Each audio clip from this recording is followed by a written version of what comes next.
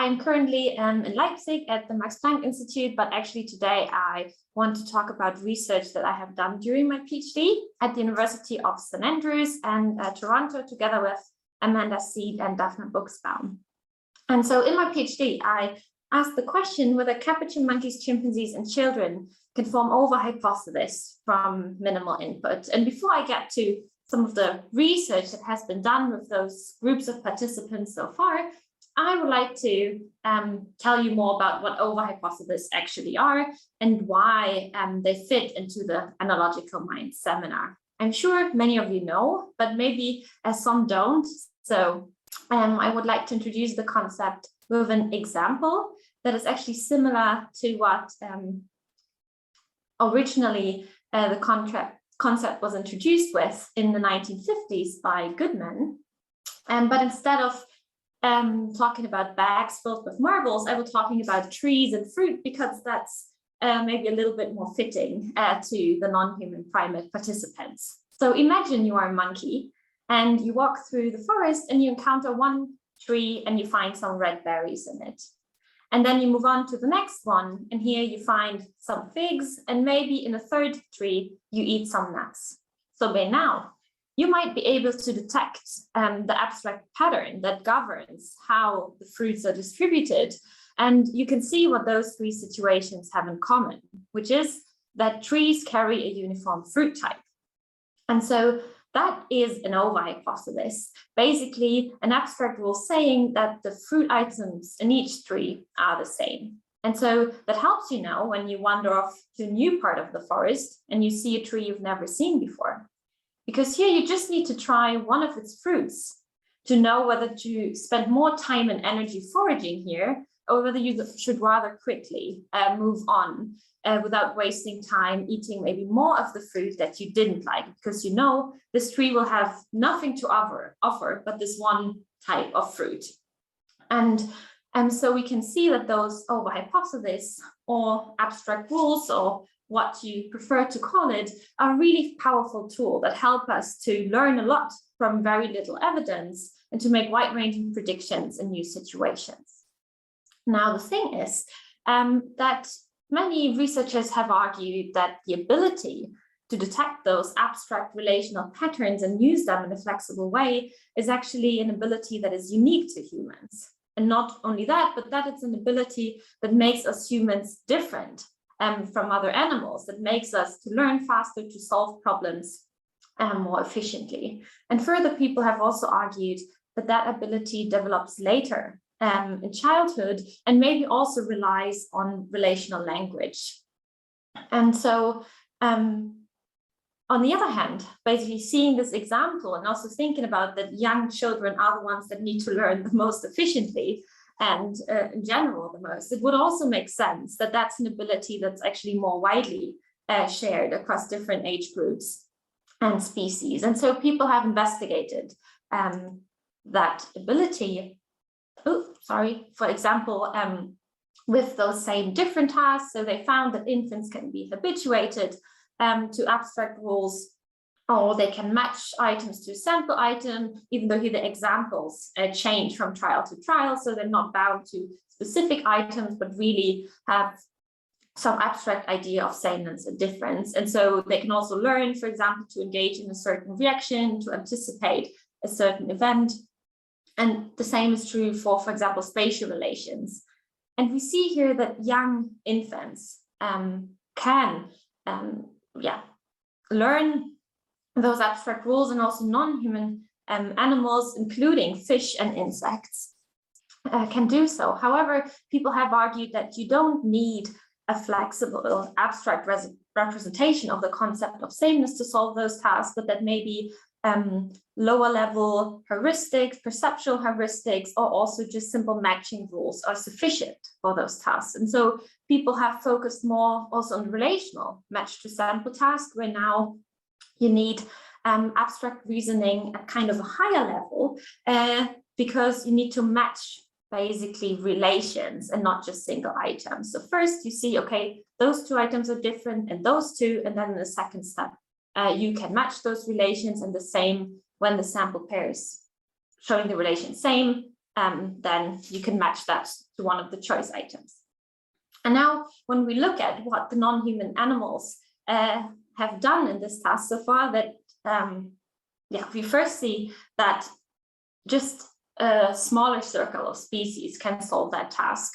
And what we also see is that they often, like the Capuchin monkeys that are also present in my study, need a large amount of trials, really an enormous amount, before they reach a certain criterion to choose correctly. And often they also need larger item arrays compared to just showing those item pairs.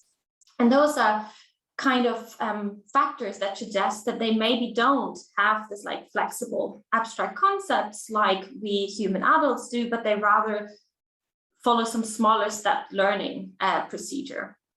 And when we look at the chimpanzees, they don't need that many trials, but often the chimpanzees that succeed here in the relational match to sampling or analogy task have been language or symbol trained apes. So they had a different kind of training. And then also when we look at the bird studies that have been successful here at relational match to sample, they had a specific matching to sample training procedure before. So we see that we have non-human animals that can solve the relational match to sample task. However, they don't do so spontaneously and quickly, but always build up on some kind of longer training procedure.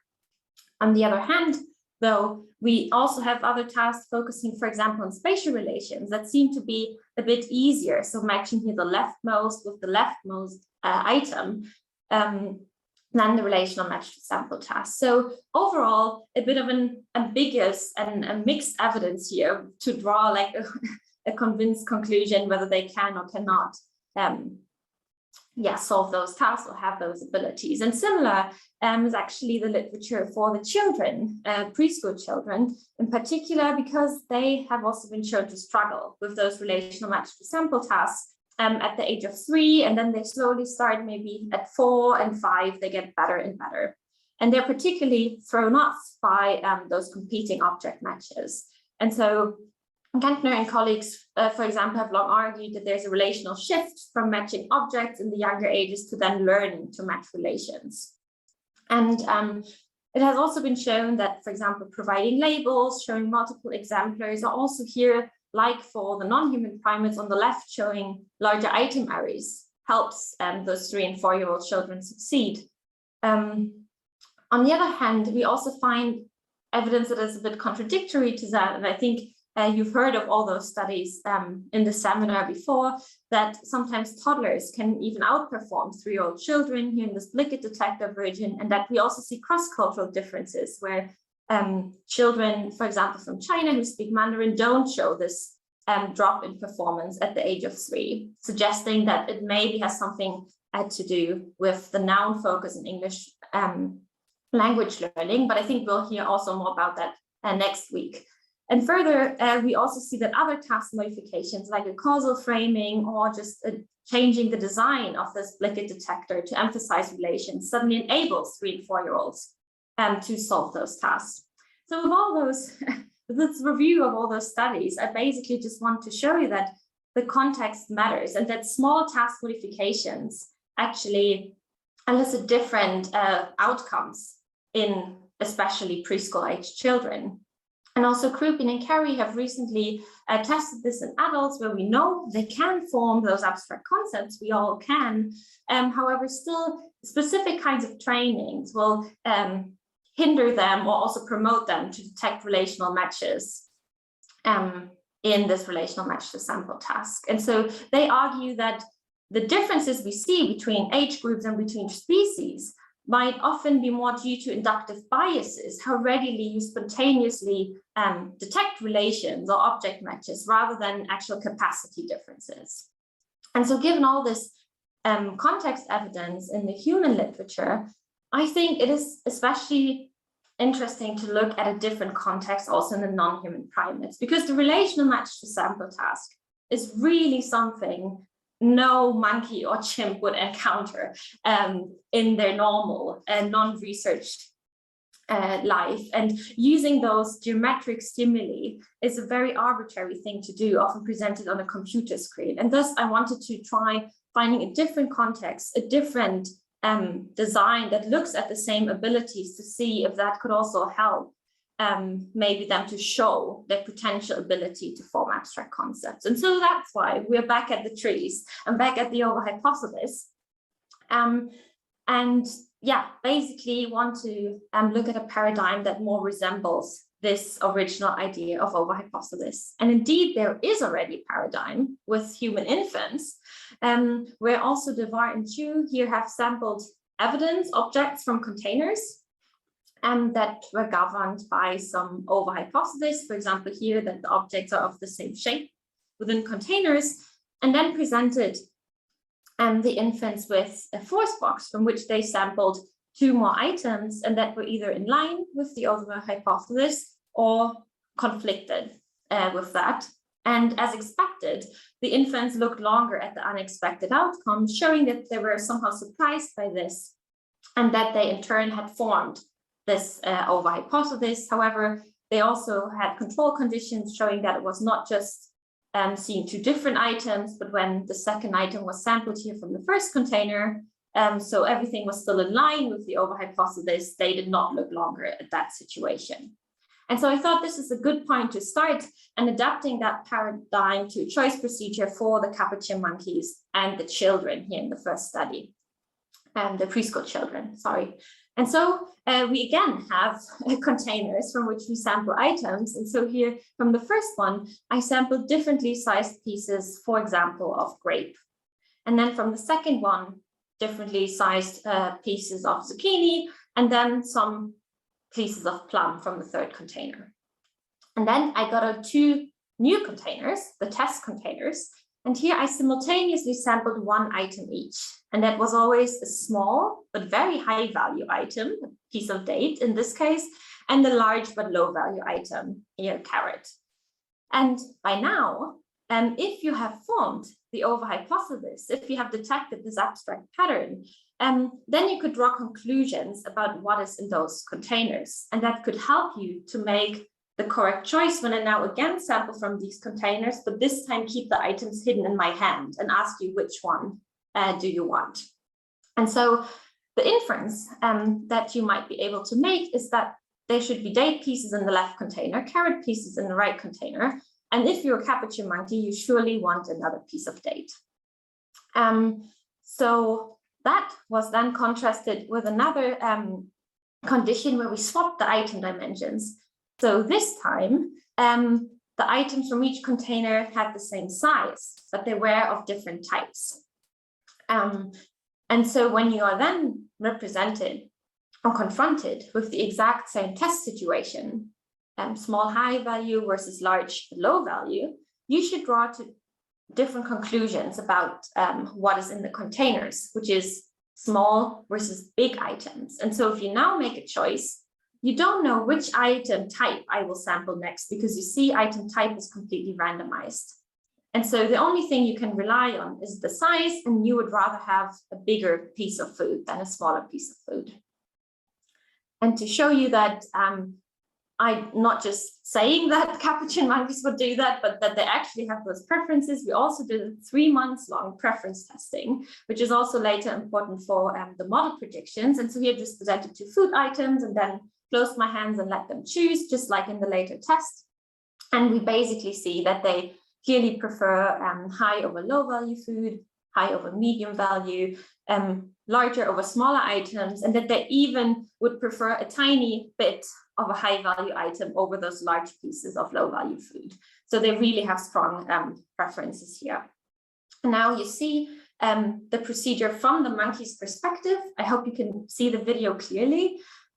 So I closed my eyes to create the impression of a random sampling from those containers. And now the test example items, and then you can choose, and I cross my hands in half of the trials just to make sure you really track the item and you're not just reaching for the small date piece in the corner there. And then you can also see the monkey actually doing that task, so we start halfway through the evidence just to speed it up a bit.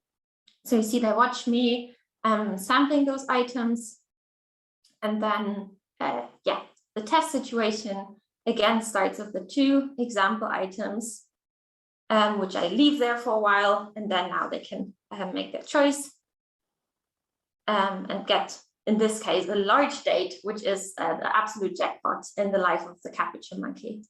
And we did the same study with children following a very similar procedure. The only problem was that they don't have strong, consistent intrinsic preferences for sticker types like the Capuchin monkey. So we gave them this little task to fill a zoo map with a lot of animals. And we also told them that animals like to be together with a lot of other animals rather than alone. So here we also did a quick preference testing showing that they would prefer those animal stickers over shape stickers. They would prefer here our size manipulation, a larger amount of animals over a smaller amount, and then also we presented them with mixed comparisons and got very similar results to the monkey. So this procedure had helped establishing consistent sticker preferences. And then here you can see the procedure for the children in a type condition trial, where again the sizes vary within the container, but the type is uniform. And here in the test situation, we can see if he chooses some more pandas, and in fact he does. So you see the procedures are very similar between the species. And now we also gave that, we just had one session for the children in the museum, which had 6 trials in the between subject design. But the monkeys, because we have less of them available, we tested them multiple times in a within subject design. And that's why also we use those 2 types of containers, bags, and those boxes, those blue containers, so that they can tie an overhypothesis to different materials. And so, yeah, we also presented this task to our model, which was a probabilistic hierarchical Bayesian model that was first introduced in 2007 by Kemper, and Tannenbaum. And they have used that model before to predict behavior of children and adults. However, it has never been empirically tested in this comparative design. And so we applied this to our procedure. And basically, the model is assuming that items are sampled randomly from those hidden item populations in the container, which is the first level of abstraction. And then it also assumes parameters here at the second level of abstraction, which is then the overhypothesis, where we have the alpha parameter that describes basically the extent to which you think items are uniform or rather mixed within containers.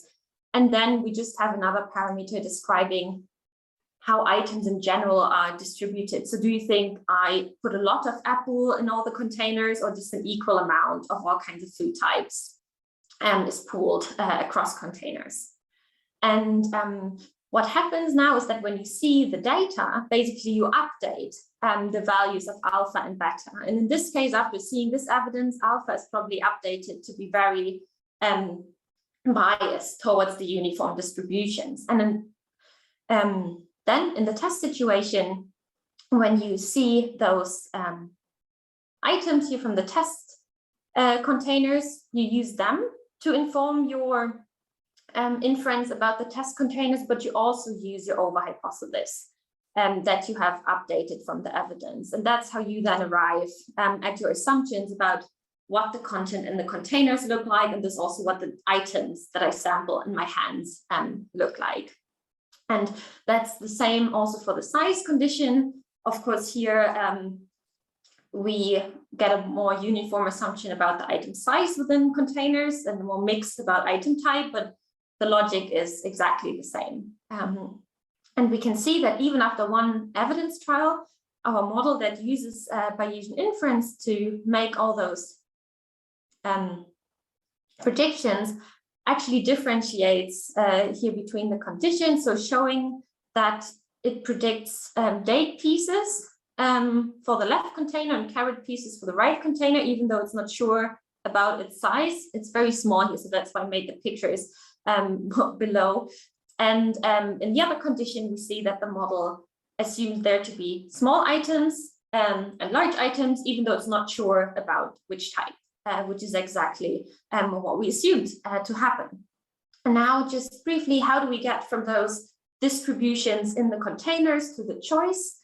And for that, we use choice rule from Lucas and colleagues. So first here, we used all the preference testing we did to infer what the utility of each item is. So how more valuable is a grape compared to a piece of carrot, or an animal sticker to a shape sticker, and using those values, we then kind of weigh them by their probability to be the item that's in the test container. And by summing this up, we basically get the value of each test container. And then from there, we again use this exponential choice rule, as in Lucas et al., just basically saying you get exponentially more likely to choose a container the more valuable it is, or its relative value is. And then we get to the prediction of the choices that you see here in the next slide. So we can see basically here the probability to choose the container or the sample from the container with the small high value example item. And we see that in the type condition, the model thinks participant should do that and should take that choice to get another high valued item, whereas in the size condition, they should be a bit more driven to get another large item from the other container. And the predictions are a bit different for children and monkeys. That's because their preferences were a little bit different in the preference testing. And because the model uses those species specific values, we also get here predictions that are adapted to each species preferences. And then we also had a model that did not update the alpha and beta parameter. So basically, once you get to the test, you completely forgot all the evidence, and you just assume what's in the test container based on your prior assumption before the experiment and the two test samples that you see. And because they are the same in both conditions, we see no difference anymore between the type and the size, because every time we have a small high value and a large low value item. And now the data.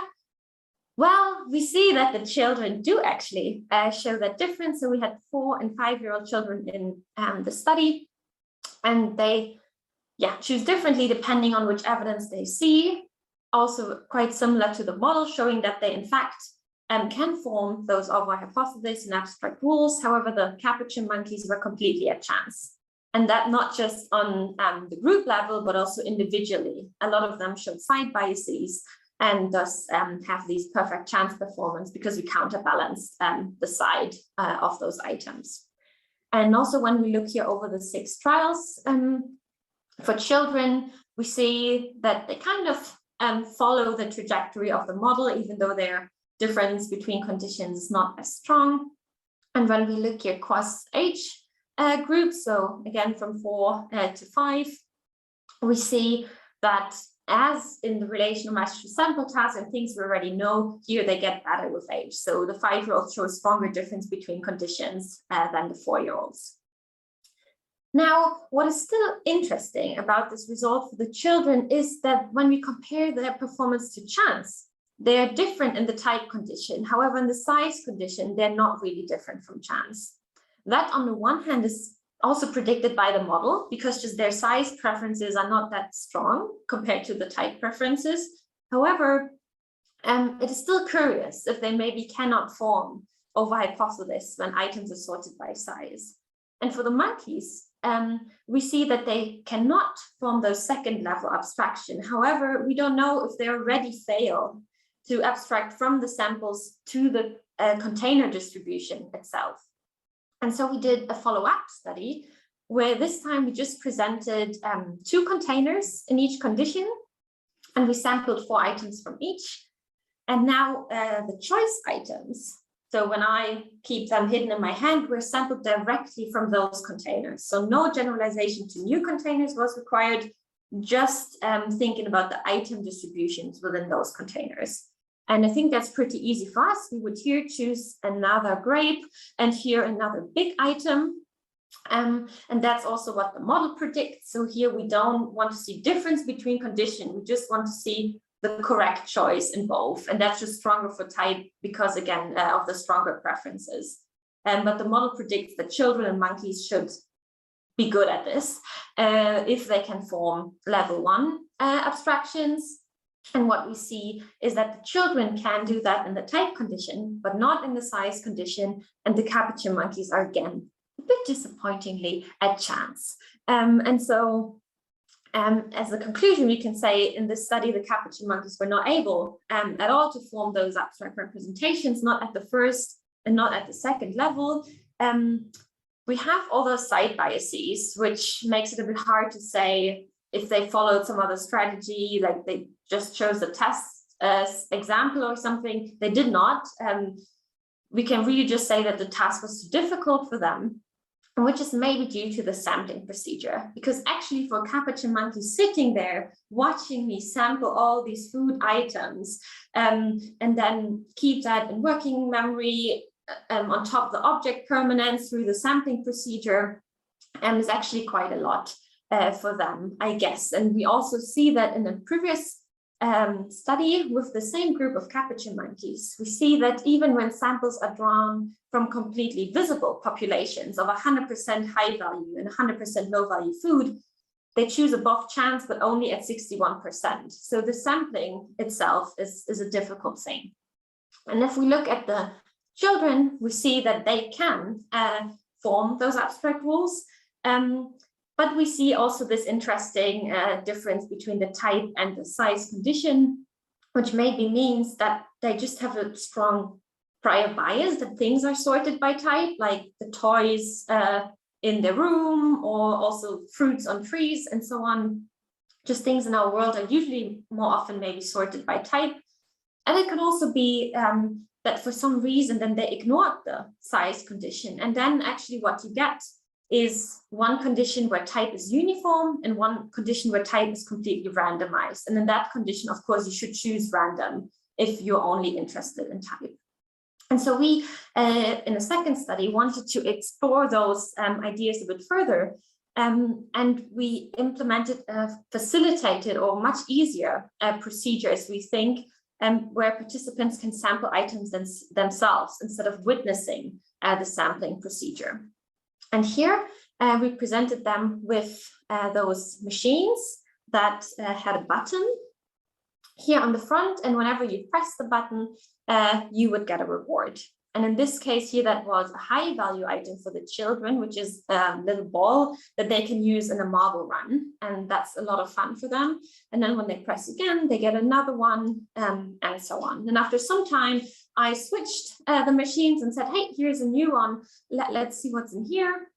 And when they pressed the button now, they got a block, which did not fit in the marble run, unfortunately, and just could only be put in the garbage container, and thus was of low value. And so here they also sampled some items from this container. Then they went on to third, sampled here some blocks again. And then finally here in that fourth machine, they got some more of the high value rewards. And at this point I said, well, I have something to do over there, but I have two more machines for you, and you can explore them and see if you can find some more of the balls for your game. And so now when children started sampling, we made sure that they would only get a low value item or low value items in general. And thinking back to our trees, the idea is here that one fruit of that tree is enough to know whether to invest more time and energy foraging here, or whether you should switch to another tree, or in this case, another container. And so forming the overhypothesis that items and containers are uniform, you could know that you will only get low value items from this container. So why waste time on this one? And you should rather switch directly or very quickly to the other container. However, in the mixed condition, where the items in each container represent a mixture of high and low value, you should not necessarily directly switch after the first item, but you should rather try and see if the high value items will come, because that's what you would expect given the evidence. And here we had this machine version, always 4 evidence trials and 1 test trial. But we also tried this paradigm with other versions. The first idea was actually that the formation of abstract rules is a really general ability that should apply to all kinds of different contexts. When you see the same evidence, you should form the same overhypothesis. However, on the other hand, we see from the relational match-to-sample literature that all those different changes in the context can have a large effect on performance. So we tried out some other versions. One was the foraging versions, where now the reward items were hidden under the filling material, and you had to kind of search through that to get those reward items. And the third version was the cup version, where you had to knock over cups in order to find the rewards. And in the test trial, the maximum was always 10 items you could sample before that one was empty, and basically you had to switch to the other container. And now this is a very large slide. We see here in the rows our three versions, so the cup version on top, then the machine, and then the foraging version. And we see the three species we tested. So we tested 3, 4, and 5-year-old children, Capuchin monkeys, and also chimpanzees this time. And we're interested in seeing, well, how do the chimpanzees perform? Are they more similar maybe to the Capuchin monkeys? And is there really that divide coming to humans? Or do they perform more intermediate or more like the children? So it was really, interesting to see the species comparison with those three primate species. And so here we see a video of the cup version with all evidence trials. The first trial with the balls, and then we have the next container where he only finds blocks, and the order was randomized. So here it's blocks again for this child, and then finally another round of the balls. And then we get to the test situation where we now want to see how many blocks does he look at before switching. And in this case, it's only 2, and he directly switches to the other board. For Capuchin monkeys, this looks very similar. And they really don't like those items. They don't eat them. That's a low value cucumbers, zucchini, something.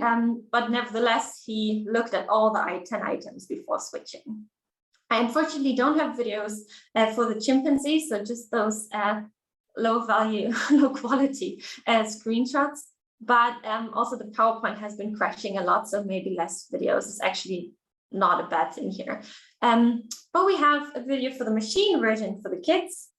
Here directly also the test situation where we see a child really emptying that first container before switching to the next one. And so do the Capuchin monkeys often, and the chimpanzees got the exact same apparatuses in this case with the silver buttons and exchanging fronts, so everything looked different. But also here, Capuchin monkey doesn't eat them, but still empties the container before switching. And last but not least, the foraging version. Here we can see the child only spending a short amount of time in the first container before switching. And you can also see there that for the foraging version, we couldn't really count the items because sometimes they were just feeling them inside the material, not really showing us. So we actually only compared the cup and the machine version to the Bayesian model because there we could count the number. But we included all 3 models in the statistical analysis where we used just the time until switch as kind of an approximation for how many items or how much evidence they got. Okay, and here also a foraging version for the Capuchin monkeys. Here actually we had to do 2 versions because the first one, they were just like sweeping out everything and with one arm movement because they didn't have the bars like the chimps. So we had to put some compartments in the containers to make sure they really just see one item after the other. Okay, so these are the 3 versions, now 3 species, and the model is exactly the same as in the previous study. Now we only manipulate item type, not the size anymore, but we have the same Bayesian inference across the different levels. The only thing is the rule at the end, because we don't choose between 2 options, but rather we are sampling from one and we have to switch to the other. So we made it in a way that there's minimal switching cost, meaning just that when the values are equal, you will not switch. But as soon as the other container gets higher in its predicted value, you are more and more likely to switch to the other container. And so if we do the simulation here with some participants, we can see that at the second level, so forming the overhypothesis, the model predicts an earlier switching in the uniform condition after about the second item, as compared to the mixed condition, where the model expects you to sample a bit longer after maybe 3, 4, 5 items. And then the level 1 model, again, that does not update alpha and beta, that does not know about the evidence or considers the evidence, again, shows no difference between conditions, because they basically just learn, oh, they're low value items in the first container, and then it switches also after 3 to 4 items most of the time. Now the data. So we see that the children also show the difference between conditions. They do switch earlier in the uniform compared to the mixed condition. And also when we just look at what happens after the first item that we sample, we see that 1/3 of children in the uniform condition switch, whereas only about like 10% in the mixed condition. So there they do form those overhypotheses. The chimpanzees also show some evidence here, but we'll get to that in a second. But yeah, they switch earlier in the uniform compared to the mixed condition. So showing actually the ability for those abstract concepts of the very small amount of evidence compared to maybe relational match to sample tasks measuring a similar ability. And last but not least, the Capuchin monkeys. Again, we're a chance. So, and what we can also see here that almost no monkey ever switched before sampling 5 items. So they really were just looking at all the items in the first container before switching, no matter which condition they were in. And so we see that when we compare for the children and the chimpanzees, the difference between the 2 conditions after every item. Okay, so how many children switch after the first sample? How many children switch after the second? But that actually correlates quite well with the predictions of the model. Just now, and that we also see the difference here that we only see in the level 2 model and these 2 species. However, now when you look at it like that, you think, well, the model doesn't really look like what the participants do, because our species are much more reluctant to switch than the model predicts, right? They switch much later overall, but that's actually quite normal also in optimal foraging theory, because the model doesn't grasp other factors, obviously, that influence the behavior here. And that could be, for example, a thing that we didn't have a time limit, right? There was not really a need to switch. Yeah, you could get to the high value items a bit faster, but it's not that they were gone after a certain time. You could take all the time in the world to first sample the first container and then take all the items from the second one. So maybe in a different experiment where you have a bit more pressure to switch, we would maybe see even like bigger difference or an earlier switching. And then also there are some species specific factors maybe. For example, for the children, we really made sure that they would not completely empty the evidence containers, so that they don't have the feeling, oh, they have to first get all the items from a container before they're allowed to switch. Nevertheless, they could still pick up some like normative game rule that they first should sample some items from a container before switching, even though I was like in the corner of the room, turned around. Children do those things sometimes, following the rules of the games really strongly. And for the chimpanzees, actually, we unfortunately did not have food preference testing from them, just because we didn't have the time to also conduct that testing. I collected the data in a sanctuary in Kenya. And so here we also used the keepers' judgments of what the chimpanzees like and what they don't like, and that also worked.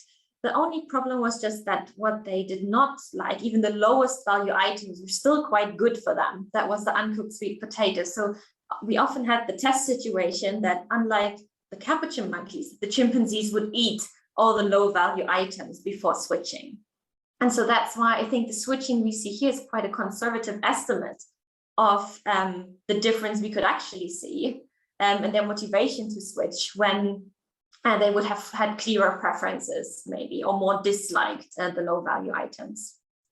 And now, just to the statistical analysis and the difference between the versions, we do see that it mattered which version you presented them with. For example, the children showed a stronger difference in the cup and the foraging versions between condition and not so much in the machine version, whereas the chimpanzees were the opposite. Actually, all their difference was driven by this machine version, whereas the Capuchins showed no difference in none of the versions.